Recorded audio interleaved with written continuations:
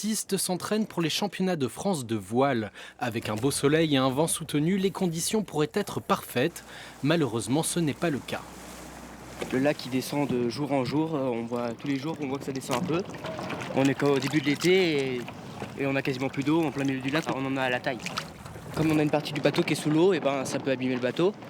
Donc on est obligé de prendre du vieux matériel pour éviter d'abîmer le matériel neuf. Ça nous empêche de nous entraîner dans des conditions optimales.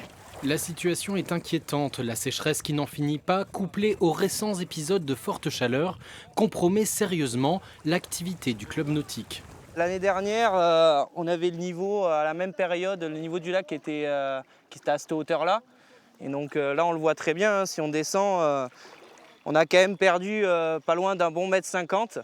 On voudrait que le niveau du lac en fait, arrête de descendre pour pouvoir continuer à naviguer. Et si ça continue à descendre comme ça, on va avoir du mal à passer la saison. Et comme un malheur n'arrive jamais seul, la température élevée de l'eau fait proliférer des algues envahissantes, rendant la navigation très compliquée. Voilà. Je suis accéléré, et on peut rien y faire, hein, malheureusement, c'est assez compliqué de s'en dégager. Et puis là le moteur chauffe. Voilà, comment casser un moteur en milieu de saison. Même si de forts orages sont annoncés cette nuit, il en faudra beaucoup plus pour stabiliser le niveau de l'eau et rafraîchir le lac.